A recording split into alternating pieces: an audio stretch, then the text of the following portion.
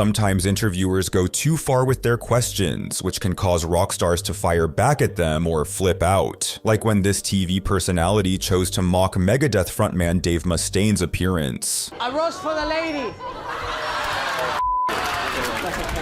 What are you doing for Valentine's? Wow. This lady's very mad. Yet, Kiss bassist Gene Simmons would be left utterly humiliated when an interviewer asked him, in front of his wife Shannon, questions about how many women he had slept with. How's your back, Gene? my back is good. My schmeckle, not so much. That's very nice of you to joke about. It's a joke. Where are you going? What are you doing? Rude. She's so done rude. with you. It's so rude for you to joke about it. I was Really just funny. joking because she's a comedian. Here, these back on. It suits you. Thanks for the question. I'm sorry. You're blaming it on me? Don't put this on me. This is all yours. You did the entire setup. Please come back here. You know what? No, you joke about it, and it's not funny. Well, I'm trying to make you feel a little more comfortable. So it's possible that she's done with you, Jane. How do you feel about it? Well, I hope not. You hope not. Please come back. Shannon, you want to come back? I don't really. She doesn't. She's mad. She's mad. I'm tired. I'm tired. Good setup, Joyce. Don't blame me for this. So I thought it was you were kidding, and I see that you are not. No. So it's not a pretty... Shannon, come back. She's mad because you made a joke about it. I was trying to lighten the mood, and She was not having it. Yeah. But when this next reporter chose to ridicule Kiss at their own press conference, singer Paul Stanley would quickly respond with a brilliant comeback. Yes, Jen. Guys, you know spring chicken's under that makeup. Do you feel older since your last tour? It's very unflattering to be jealous. Throw her out. I'm sure you would look much more refreshed if you tried some makeup too. But the most explosive reaction to ridicule came from metal icon Ronnie James Dio, who became uncharacteristically angry when an interviewer called him short. How tall are you? Pretty short, huh? No, I'm actually 7'9". You look so I short. can't believe that you didn't realize that. You always The seem word is so much small, bigger. Not short, so don't me off or you won't get a good interview. No, I'm not saying that it's well, a bad you said thing. I was short. That pisses No, me but- off right away. How old are you anyway, Rodney? Ronnie. Ronnie? Yeah. Well, you're really stepping your foot in this one, aren't you, mate? Look, if you want me to beat the out of you, I'll be more than happy to. No, I That's what you don't me to do. want you to. Let's just clear the room and I'll kick your ass for you. If that's what you want, no problem for me. No, I don't I'm good want at that. I don't want that. I'm just asking. Fine, let's go. Come on out. Thank you very much. And while Dio had no tolerance for jokes at his expense, former Skid Row frontman Sebastian Bach would seethe when an interviewer compared his band to the 80s glam rock group Poison. Do you think that Skid Row, Monkey Business, or 8 Your Life sounds like Poison? Take that as an insult. But it's hard music, right? And you shared a lot of the same fans. You think Poison is hard music? You shared a lot of the same fans, Did you man. see Pantera opening up for us? Yes, I Do you did. think And the Killer Pantera Dwarfs played with tour. Skid Row? No, but Pantera it's never the went on same tour fans, with though, Poison. because you shared a lot of the same fans. I don't agree. You did, man. There's a lot of people went and saw Poison and Skid Row. This is over.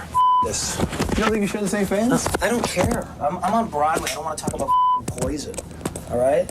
All right, man. That's cool. Bye. Yet Bach isn't the only rock star who doesn't like being compared to Poison, as a local news reporter once provoked Motley Crue bassist Nikki Sixx by bringing up Poison during an on-air segment, exacerbating Sixx's ongoing feud with Poison frontman Bret Michaels. Who rocked harder in the 80s, Motley Crue or Poison?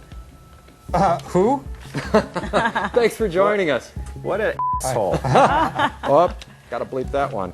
Thank you, guys. Queen guitarist Brian May would similarly lose his temper during an interview with a Dutch TV station. To begin with, they encountered May in a foul mood, a fact he made very clear as soon as the interview began. Yeah, I would not be doing this out of choice. I just don't want to disappoint you guys, that's all. I mean, really, I need to sleep. Things completely fell apart when the reporter attempted to show May footage of local students performing their own rendition of a Queen song. Unfortunately, the tape malfunctioned, prompting the following exasperated response from May. Listen, do you want to do an interview about the show or what we're doing? Because this is really wasting time. Okay. You know, I'm sorry to be difficult, but, you know, we're all trying to do as much as we can here. You sure you want to do this? Okay, let me just ask, to be honest to you, your manager also told me this, but very much upfront. Listen, we have like 3 minutes left. If you Okay. want to do an interview, do an interview. But I don't want to be watching bits of tape. It's ridiculous. Look, I'm sorry. It doesn't work. I'm sorry, guy. I got it. What matters to me tonight is the show. The next interviewer would display deliberate cruelty towards Australia's own The Bee Gees, as host Clive Anderson repeatedly bombarded the group with a relentless series of insults until they just couldn't take it anymore. Now, what was that? Because that's perhaps the most distinctive thing now, that high-pitched... Oh, the falsetto. That's it, yes, yeah. Were you working with Mickey Mouse at the time? Minnie. Yeah. No, he got his voice from me, I'm afraid. Yeah, because I didn't realise you were real brothers. I think you were sisters, actually, Yes. but... Well, I thought we were coming to that in a few minutes. Before we became the Bee Gees, we were lay tossers. Yes. Which we thought was... You'll always be late tossers to me, but I don't know. I can't even remember We had why. one at At the same time called Don't Forget to Remember, which was... I've forgotten that one. But, Yes, we thought you might. Yeah, no, of course. We're getting on like a storm, aren't we, Clive? Yes. In fact, I might just leave. Yeah. Oh, I've never had anyone walk out before, but... Well, we are a tosser, pal. So Good night, anyway... everybody. This is a setup. Oh, well, I guess I better join them. Speaking of disrespectful interviewers, paparazzi often cross the line by ambushing celebrities with impromptu interviews as they just try to go about their day. Like when Foo Fighters frontman Dave Grohl was caught by a paparazzi at the airport. Hey, Dave. What do you think about Katy Perry and Russell Brand getting married? People that aren't f***ing journalists. Journalists, come on, Dave. Be nice. However, in what is undoubtedly the most reprehensible interview question in this video, a paparazzo once congratulated Coldplay frontman Chris Martin on becoming a father shortly after then-wife Gwyneth Paltrow had suffered a miscarriage, with Martin's reaction being justifiably violent. Congratulations, Chris. Fuck out of here, man. Have some f***ing respect. Jesus. Have some respect. Have some respect. What are you doing? Hey, Chris, thanks for the video. You give it back to him or this door's getting broken. Give the camera back to him. You jerk. Listen, man, you've got to have some respect. What a jerk you are. You're supposed to be a father. This next intense interview would see Red Hot Chili Peppers guitarist John Frusciante at the height of his struggles with heroin addiction, with the interviewer broaching a number of deeply personal subjects. When the guitarist was asked to comment on the then recent death of Nirvana frontman Kurt Cobain, Frusciante would almost abruptly end the interview altogether. So what did you think when you heard the news of Kurt Cobain's death? I cried. I don't know why. I don't like his music or anything. It was awful, you know. But about his baby, I don't want to talk about that. I shouldn't. Then, in what was obviously a veiled reference to Frusciante himself, the interviewer would question Frusciante about the self-destructive habits of rock musicians, causing him to nearly lose his composure. Okay, you want me to say something soulful? Drugs. I'm a junkie and I love shooting up, and that means I'm self-destructive, and you know. Is that good enough? Although most of us recognize Johnny Rotten as the singer of the legendary English punk band The Sex Pistols, he seems to resent this association, a sentiment he made known during a 2015 interview on Fox Business, despite the host's flattering introduction. Sex Pistols, one of the world's most notorious bands ever, and the lead singer John Lydon, aka Johnny Rotten, rose as pop culture's most polarizing figure in the late 70s, which is really saying something. The singer has just published another memoir, Anger is an Energy, My Life Uncensored, opening up about all the details of his sordid life and past. And hopefully future John Lydon joins me now. All right. Drop the word sordid. There's nothing like that about my history. And secondly, there's two bands that I've been in, and you've missed the most important, which is Public Image I know. But people mostly know you for the Sex Pistols, though. Well, they will if you just carry on ignoring the most poignant parts. I'm glad that was such an important part of your And life. I'm here to remind you. Yet this interviewer disrespected masked metal band Slipknot right from the start. Who would win in a fight, you or Ronald McDonald? You know, man, I don't know what to talk to you about, to be honest. You don't think we have anything in common? I'm pretty sure we don't have anything in common. Well, I'm a heavy metal rocker. Are you? Yeah. If there was a heavy metal song about me, what would it be called? Jackass. Jackass would be my song. Let me hear a couple lyrics. You're a jackass. This next interviewer would offend System of a Down's Serge Tankian when she implied that the band intentionally projects a certain image rather than staying true to themselves. I mean, like, you know, there's certain artistic integrity, but then when you reach a certain level and popularity, you know, you also have to keep up a certain image and a certain... You do?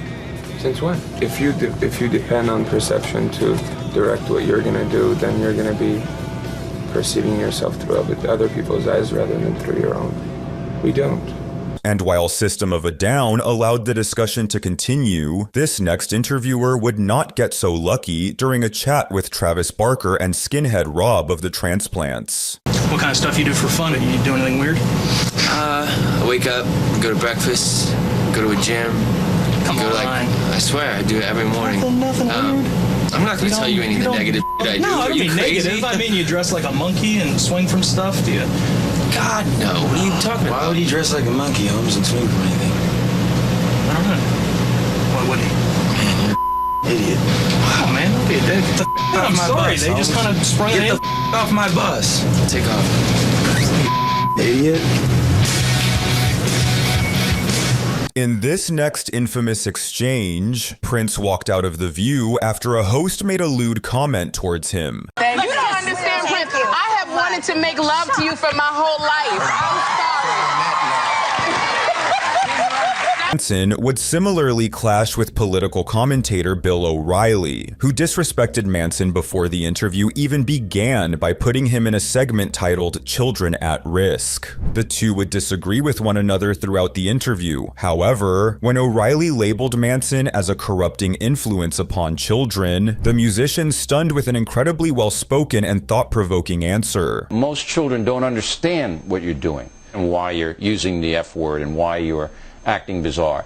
And this can be very, very troubling to children who don't have direction, who don't have responsible parents. Anything can be misinterpreted. People can look at Christ on a cross and think, this is an image of murder, this is violent, this has sexual imagery in it. And I think it's my job as an artist to be out there pushing people's buttons and making them question everything. And I respect you for challenging me, and that's why I came on the show. Back in 1979, trouble was brewing within Kiss. The group was experiencing declining ticket and album sales, while internal conflicts brewed among the band members. The tension came to a head during a fateful appearance on the talk show Tomorrow, hosted by Tom Snyder, where guitarist Ace Frehley showed up drunk. But you're kind of like a spaceman, huh? No, actually, I'm a plumber. On the side. Well, listen, I got a little piece of pipe backstage I'd like to have you work on. Tell me about it. Gene Simmons only became more and more furious with Ace as the interview went on, and you could clearly see it in his face. Half the equipment. Oh, I see there's a live human being over there. Half the equipment is right here. The only space bear in captivity. I got him. He's captured. Captain Bear. Okay. Space bear. How are you, Tom? I'm all right, thank you. In your This moment marked a significant turning point for Kiss, who by now had divided into two factions, Gene and Paul versus Ace and Peter. The tension palpable during this interview provided a foreshadowing of what was to come, and by 1982, both Chris and Frehley were out of the band. Don't do it.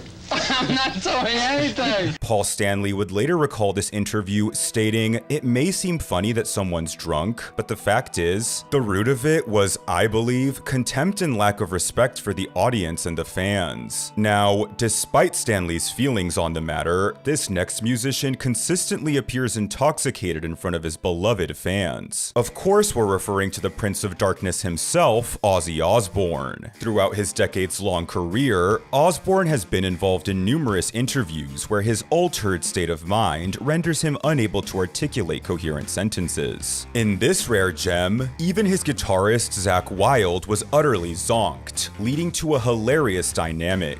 As Ozzy struggles to make sense of things, Zach's own composure slowly crumbles, making for a one-of-a-kind interview you just have to see to believe. I mean, it's all to do with this drugs and alcohol rehabilitation. I think someone's still taking drugs and alcohol somewhere. There's even a moment where they refer to their plane as both a bus and a boat, resulting in a burst of laughter. Not on this bus. No, not on this boat. No, this is clean. I'm clean for once. Isn't that nice? Have you guys? When the interviewer then amusingly brings up the topic of toilet paper, Ozzy jokes that he even brought his own toilet on tour. Now, of course, the question before we get into the next video is, did both of you? I don't know if Zach's still with us or not. Did both of you bring your own toilet paper?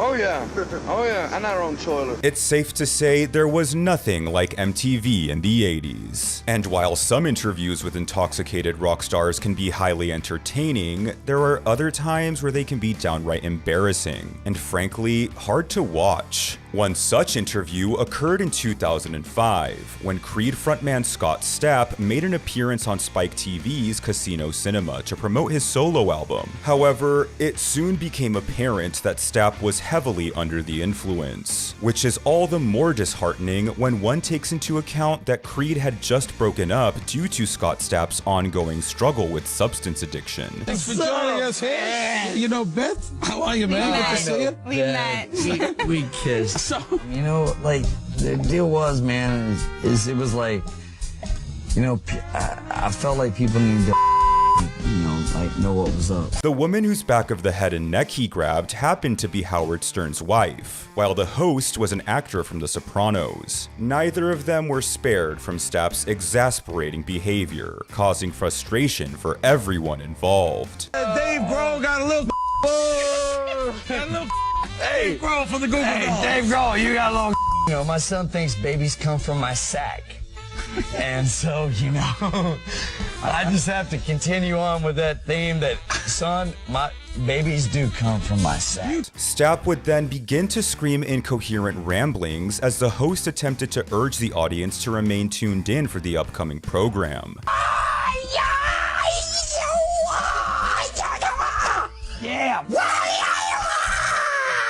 Forget to register yourself online. That's what I'm talking tonight's about. Kickboxer right here on Spike TV. These days, Stapp has thankfully achieved sobriety, with this television appearance serving as a reminder of the destructive power alcohol once exerted over his life. God has called me to say the things about the Lord.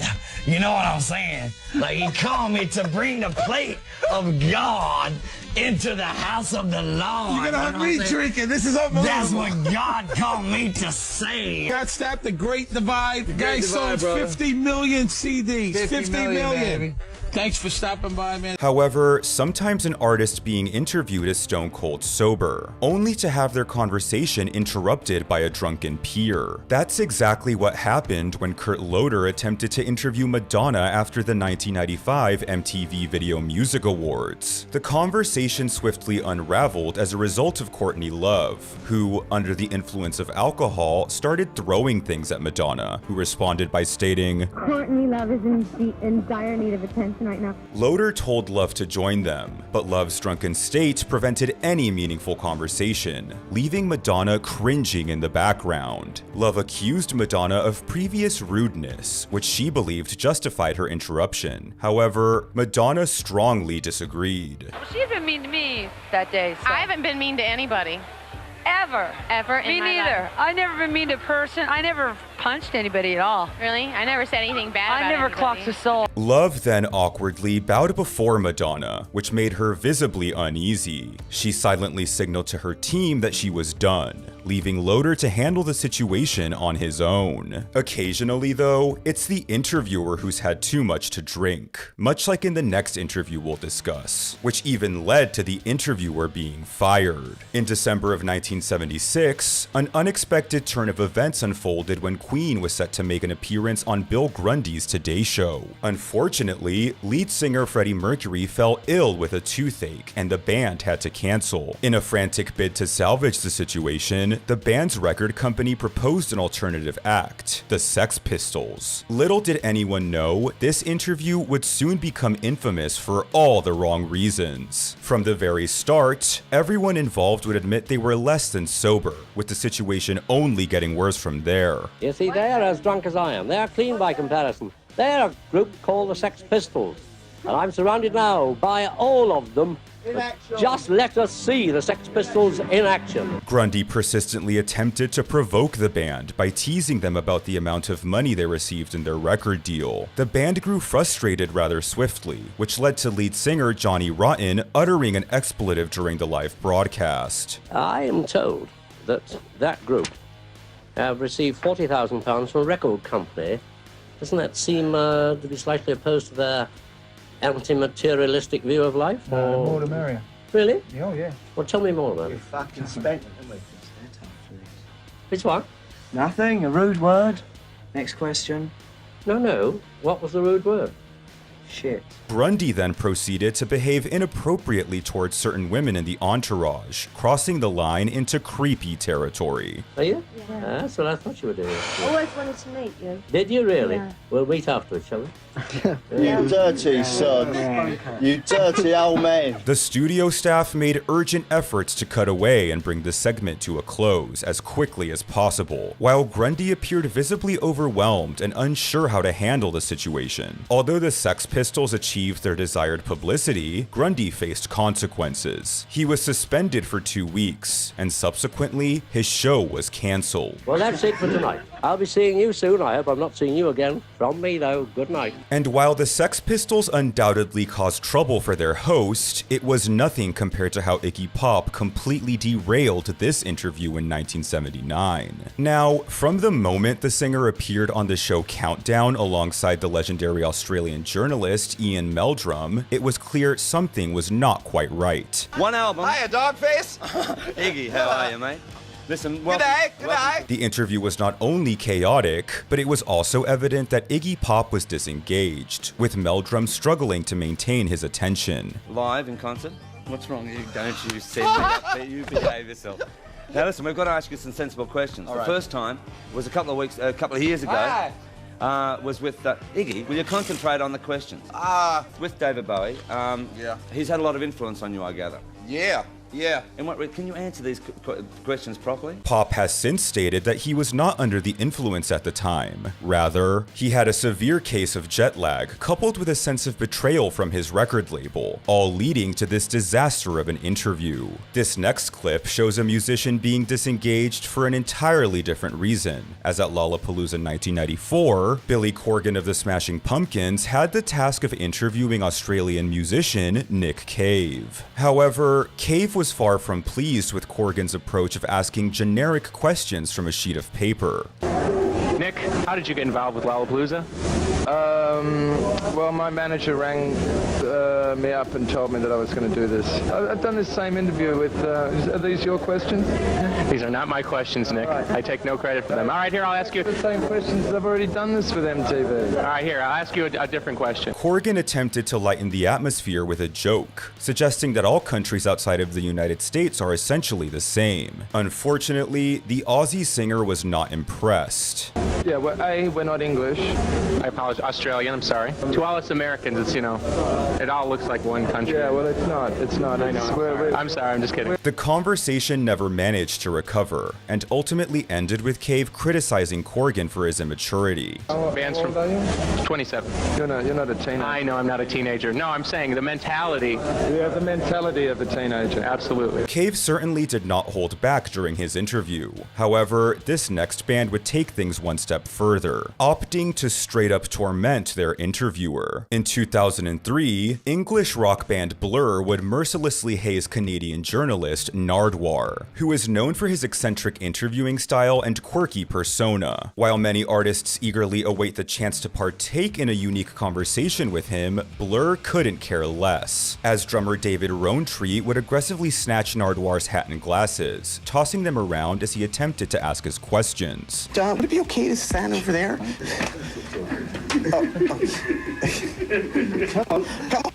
Stand there and ask your question. It's going to be fine. Okay, okay. We're all going to be fine. Additionally, frontman David Albarn's lack of enthusiasm and growing frustration only exacerbated the situation. Who are you? My name's Damon Albarn. Who are you? I am Nardwar, the Human Serviette. Damon, who do you have with you? Why do you call yourself it? Who else do you have in the group with you right here? Who is the gentleman that just took my hat? That's a nice smile. All right, Dozy Bollocks, how you doing? Nardwar endured continued bullying, and even when the band eventually chose to respond to some of his questions, their answers were filled with meaningless nonsense. Who are you? You know who I am. You're Alex. That's right. So Alex of Blur, who invented fish and chips? Who invented poo? Blur would later issue a public apology, with their drummer attributing his unsavory behavior to his ongoing struggles with drug addiction. You happy? No, I'm not. You don't look happy. I am not. I want my hat back, please. Okay, there we go. In this next interview, the Beatles managed to offend an entire religion. It all began in 1966, when the legendary group was being interviewed by the London Evening Standard. At one point, John Lennon remarked, "We're more popular than Jesus now. I don't know which will go first, rock and roll or Christianity." The quote gained attention months later when it was featured on the cover of Datebook magazine, leading to a massive backlash. There were protests in the American South, destruction of Beatles records and merchandise, and worst of all, death threats. In response, the band held a press conference where Lennon attempted to clarify the quote. He explained his words were not necessarily about the greatness of the Beatles, but rather a commentary on the state of organized religion. No, I'm not saying that we're better or greater or comparing us with Jesus Christ as a person or God as a thing or whatever it is. You know, I just said what I said and it was wrong or was taken wrong, and now it's all this. Lennon regretted the outrage he had caused, unlike this next musician, who showed absolutely no remorse when answering for his crimes. Following an April 1988 arrest for beating his wife with a lead pipe and firing a gun at a car she was in, rock and roll pioneer James Brown sat down for an interview on CNN with host Sonia Friedman. Well, I feel good. It sounds to me as though you're not troubled by any of this at all. This is a man's world. Thanks for reminding us of that. Every once in a while, we forget. During this phase of his life, it is widely speculated that Brown struggled with an addiction to PCP. This particular substance is notorious for inducing unpredictable behavior in its users, an accurate description of Brown's interview with CNN. And what are you going to say to your fans when they ask you some questions about it? I'm going to say I feel good. Papa's got a brand new bag. It's a man's world. Well, that's the second time we've heard that in 2 days. That's very interesting. Now, don't leave us, James. You stay right there. I'm not gonna leave out to we do have to something. talk about. Numerous reports suggested that Brown was under the influence during the interview, as he spontaneously broke into song on several occasions and even elaborated on his way with the ladies. Now, the women love you when you get out there. Why do you think that is? Because Why I do you look think good. that is? You I look smell good. good. I Yes. feel good. And you sing good. And make love good. Oh.